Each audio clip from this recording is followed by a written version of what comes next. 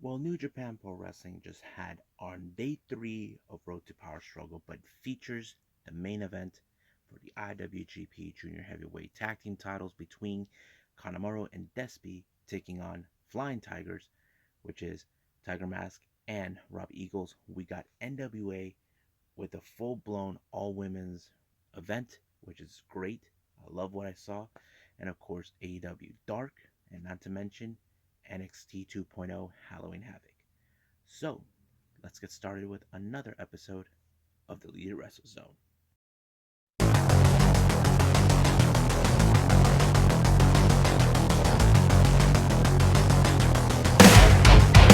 Are you ready? Get up, get up! Get up, get up! Get up, get up! Get up, get up! Get up, get up! Get up, get up!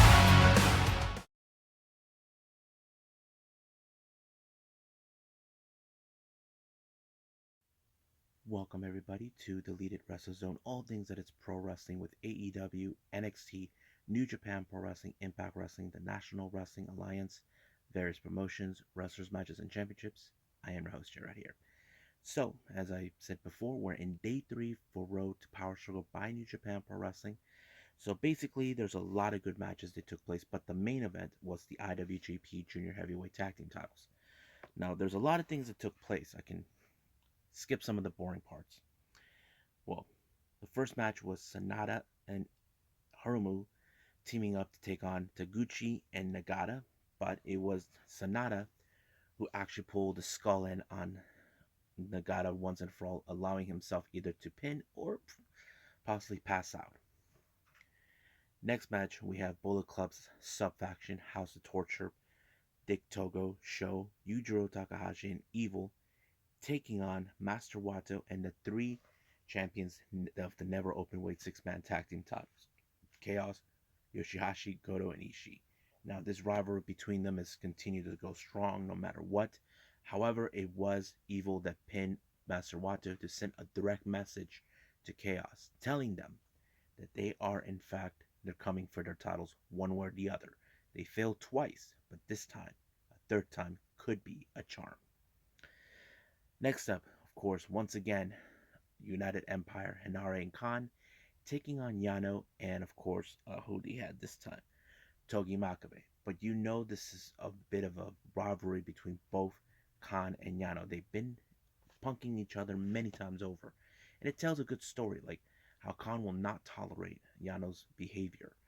But, like always, he tries to hightail out of there as much as possible, but leaving his tag team partner behind in order to take the fall. Which is not, for Yano, it's more like, you know, stay and fight or flight, whatever goes on. That's how it goes. But Great Khan gave his message loud and clear. Next up, we got the Bullet Club, Geto and Kenta taking on Togi Makabe and Hiroshi Tanahashi. Now, their rivalry has been escalating ever since Kenta made his move to challenge for the IWGP United States Heavyweight title. However, Kenta took it too far and disqualified himself by using the title and once again retaking it. But Tanahashi and Makabe won the match. However, this thing with Kenta is becoming more possessive for him. Basically, he's claiming that title rightfully belongs to him, but he hasn't beaten Tanahashi yet. So that kind of tells the story. He's crazy for that.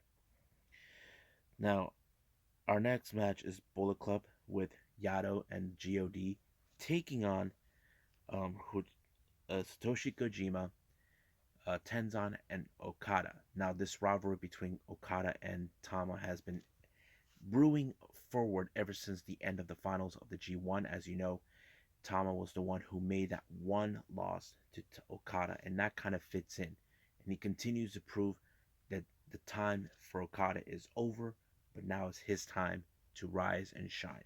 That's been the game, and it tells a good, fantastic story in that, if you guys pay attention too closely to it.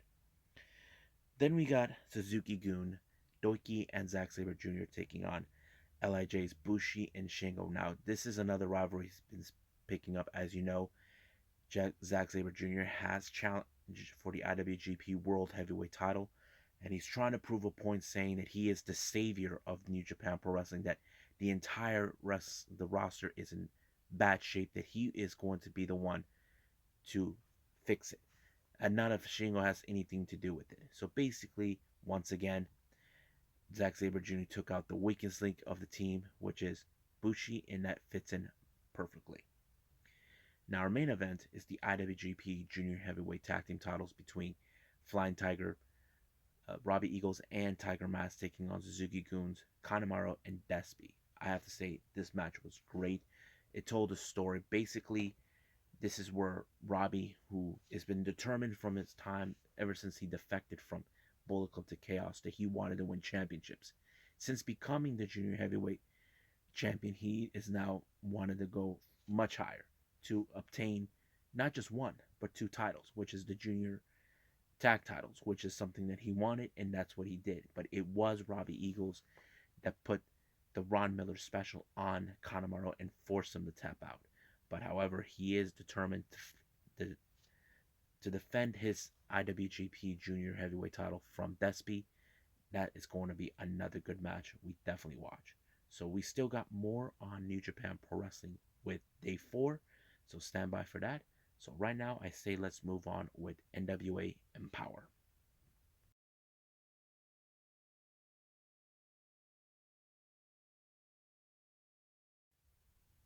Okay, it opened up NWA EmPowerrr with Zion making his tensions known that he is now targeting for the NWA television title on December 4th for Hard Times 2. So he is determined to win that title, but however, that's already been clear. But this particular day is all about the women.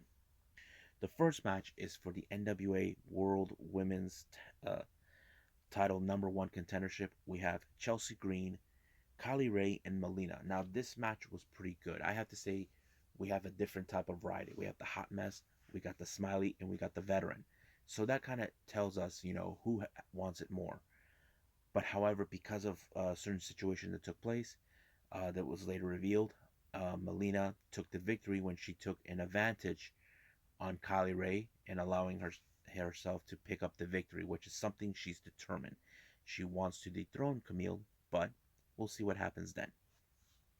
Now, Camille is self-aware what's going on, but she decided to put herself in a non-title match against St. Louis local Tootie Lynn. But you can tell from this is a match where if Tootie Lynn was able to pin Camille, she could get an opportunity. But however, nothing can stop the brick house, and that's how it goes in her world. Now, this next match is called a Mildred Burke rules match. It's more like how do I say, kind of like the pure championship, all of that. However, this is between Lady Frost and Sky Blue. I think this match was very interesting. Now, I'm not saying it's the best or the worst. I think it's interesting because I never heard of this rule. I still need to learn more about Mildred Burke, what she does, and all this. But I feel like it was something like an old school method, and there's nothing wrong with old school. However, Lady Frost was the one who picked up the victory when the referee did not see. She picked up Sky Blue's bottoms and lifted up to ensure she wins the match. Next up, of course, we have the the World Women's Tag Team titles between challengers Genocide and Paula Blaze, along with Tara and Terrell, taking on the Hex, and they brought a little backup with them, Kenzie Page. The match was good. It tells like the Hex were not going to tolerate Tara and Terrell, but however, the best moment is when Kenzie Page took out Tara and Terrell, and Tara and Terrell's famous line is "Bye." But Kenzie Page decided to go bye. So she took out the equation, and I doubt, and I kind of had the feeling Taryn Terrell is not going to let this go. She wants to determine to take those titles away from the Hex, but we'll see what happens then. Now our main event is between Kiera Hogan and Mickie James. Now Kiera Hogan's always been a fan of Mickie James, so this is more like a special match. Now can she overcome every obstacle that Kiera Hogan can do against a veteran like Mickey James, well, the question is anything could possibly happen. But however, it is Mickey James who's has the much better in ring experience, and that's how she beat her, and she actually outsmarted her by rolling up on her and winning the match, which is the last thing she would have expected. But it played out a good story. But do we think this is going to be the end of it? I don't know, but we'll see what happens next week.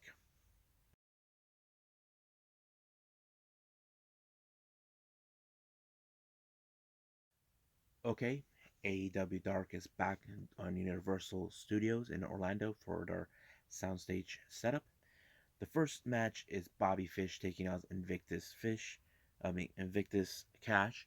It was an interesting match. However, you can tell Bobby Fish wins the match by that infamous kick that he does and ended it right there. However, during the post match, Fish is determined to prove that CM Punk this coming Wednesday, he is not the best of the world. So we are going to see how that match is going to take place.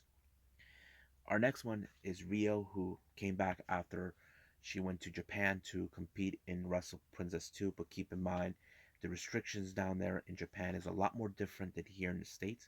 But it was great to see her. She put up a interesting match against Xtina K. As you know, she has made her appearances in Dark many times. But Rio, she actually put her away with those knees right in her face. I call it the end or something like that. I don't know, but she pulled it off really great. She hasn't missed a step, and it's great to see Rio back. Now, Sammy Guevara comes out, gives a pretty good promo, talk about how he thinks that Ethan Page has amounted to nothing, all this and that. And of course, Ethan Page shows up saying that he's going to be the face once he beats Sammy Guevara for the title. But however, we all should have known this was a trap that was laid out by them, and they attacked Sammy Guevara, and he was bleeding from the face. Luckily, Santana and Ortiz were there to save the day. Next up, we got Jack Evans versus Eddie Kingston. It was a very interesting match, a different dynamic, but it shows a lot of character. As you know, Jack Evans is a high flyer, but he is nowhere near match from Eddie Kingston, who is, we all know he's like the kind of guy who's from the streets, and that's how it is. And he finished him off with the back fist, and boom, it was over. Next up, we got Dante Martin along with Leo Rush taking on JDX. Now, this was an unusual partnership between these two, but Dante Martin knew what he had to get through. Basically, he's conflicted, but he was able to pick up the victory against when he put him in that flip cutter, and boom, it it ended right there. Now, Adam Cole comes out with a little promo of himself, determining to prove that nobody is compared to the elite, that they're all a bunch of losers, that they all deserve to show they're the real deal. And Adam Cole is not afraid to say it, regardless of what people think. We saw what he did to Jungle Boy, but we'll see who'll be the ones to take out the elite. Next up, we got Tiger Rujas taking on DJ Brown. Now, this match went quick with that amazing kick by Rujas, allowing himself to pick up a victory. But in a post match interview, he did state that he asked Tony Khan to give him better competition. Hopefully, this is going to be interesting. Maybe we could see a big things with Tiger Rujas. I don't know. I'm kind of interested to see this one. Next up, we got Diamante taking on Skylar Moore. Now, we haven't seen Skylar Moore for quite some time, but it's great to see her. But you know Diamante, she's aggressive. She is always has ways to pick up victories. But her biggest victory right here is when she put Skylar Moore in a submission move, allowing her to tap out, proving that she is still the toughest nails in the AEW women's locker room. Now, you guys saw him this past Dynamite, Tony Nese. He wants to take on the best competition, but however, he wants to weed out the weakest one. And the first person he picked was Fuego del Sol. who wants to prove that he doesn't belong there, and basically he's going to challenge him next week on Dark. Next up, we have 10 taking on uh, Chase Stanston, I think. Oh, Chase Stanston. You know for a fact with this match it would end quickly because whenever 10 is, he's one of those guys we definitely see great things coming for him. Potential to be a future champion, and of course he is a beast. Not to mention when you put him in a full pull his opponents in a full Nelson lock, it's over from there. So that's how he wins all his matches. Now we get the debut of Too Fast, Too Fuego, Fuego Uno, Fuego Dos, taking on Kid Bandit and Dean Alexander. Now people can say that Fuego Dos is Cody. So, we can speculate if that's really the case. But it was Fuego Uno who put up the DDT, the Tornado DDT to pick up the victory. Now, our next match, our main event, is Aaron Solo along with the Factory taking on Bryan Danielson. Man, that match was great. But of course, you know for a fact that QT Marshall wants to ensure that Solo wins, but it didn't work until finally in Daniel Bryanson put Aaron Solo in his that infamous submission move and force him to tap out. So better luck next time, QT, because you don't want to mess with the American Dragon. So I think that's it for now. So let's move on with NXT Halloween Havoc.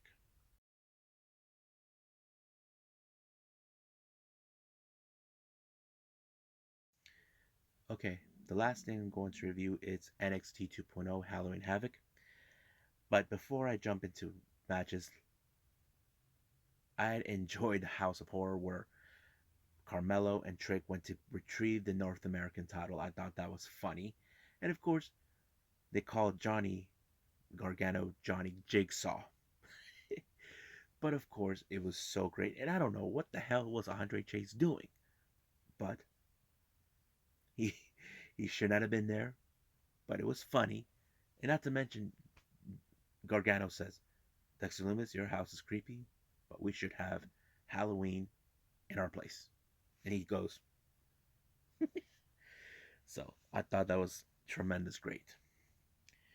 Now our opening match was of course the Scareway to Hell ladder match for the NXT Women's Tag Team titles. Man, that match was brutal. Now you probably would have guessed Io Shirai and Starks would have retained the titles, but I know that there are fans that probably say maybe those titles deserve to be with stronger competitors. And frankly, somehow you see um, Indy Hartwell pushed Io Shirai off and landed on another uh, ladder and kind of like killed her. But Io Shirai will get her revenge. Trust me on that. But however, apparently Indy Hartwell had everything under control, but it was Toxic Attractions, Gigi Dolan, that picked up the victory by pulling the belt, becoming the brand new NXT Women's Tag Team Champions. Now, Joe Gacy was in a match against Malik Blade. I didn't find it too amusing for me because, I'm not picked up yet with Joe Gacy, but I think the one thing that was being picked up was Paxter, who shows up out of the blue. He wanted to hurt Malik, but Joe Gacy's trying to calm him down. But he was able to pick up the victory when he lariated him out and completely won the match. So I'm trying to get more, trying to see what can they do with this guy. I don't know. I'm still lost on that. Now, Malcolm Bivens and Diamond Mine set up a stipulation called Pick Your Poison Open Challenge. So they could challenge anybody from Diamond Mine. It could be the Creed brothers or her name, Ivy Nile or Roderick Strong. But Odyssey Jones comes out, challenges Roderick Strong, but not for the Cruiserweight title. He just wants to challenge him. But however, you know for a fact that Diamond Mine will distract this match to ensure that they win. And that's exactly what happened. Next up, we got, of course, the NXT Women's title. I have to say that match was crazy. The How do I say? Spin the wheel, make your deal. Chucky's choice, and he chose, of course, trick or street fight. So basically, that was interesting. But however, the match had to be won inside the ring. Now, things was brutal. But however, out of nowhere, the Grim Reaper or Death shows up and attacks Raquel Gonzalez, allowing for Mandy Rose to pick up the victory against her and becoming the brand new NXT Women's Champions. And now that means Toxic Attractions are rule the entire NXT Women's locker room. But however, that doesn't end there. We finally saw who was behind the hood of the Grim Reaper. It was Raquel Gonzalez's former best friend, Dakota Kai. It appears unresolved issues has not resolved yet. Now, our next match was the Lumberjack Lantern match was part of the Spin the Wheel and for the tag team titles between MSK and Imperium. Now, this match was amazing, but you can tell the determination that Imperium wants to prove that guys like MSK do not deserve to become champions. They're a bunch of clowns. That they don't respect the sport and they don't respect the match. And that's exactly what they did. And surprisingly, they won this match. But however, there is the open question is, did Walter approve of this? Well, that is something we don't know. They said they haven't spoken to him. That kind of would drive me concerned, even though he's the in-ring general. Now, our main event is the NXT title between Braun Breaker and Tommaso Ciampa. Great match. I think in the match it put over Braun Breaker that maybe we could see him be a champion one day. I mean, even though he lost the match, but I think it showed he is championship material. And I think that's okay for us to feel because we can see great things coming from a guy like him. He's explosive, he's athletic, he is strong. I think he has the potential. And hopefully we get to see more of him down the line. So I think that's pretty much it for now. Well, I hope you guys enjoyed this episode. If I went too quick, it's because I have to go to my regular day job early in the morning. Coming up, we got, of course, more on New Japan Pro Wrestling Road to Power Struggle. And, of course, we got possibly MLW and, and AEW Dynamite. So I probably will do 3 review shows because my day is a little weird right now, but that's how it is. But for now, I'll see you guys in the next DWZ time. Same DWZ channel. I must bid all of you adieu. So goodbye. And have a nice day. Bang.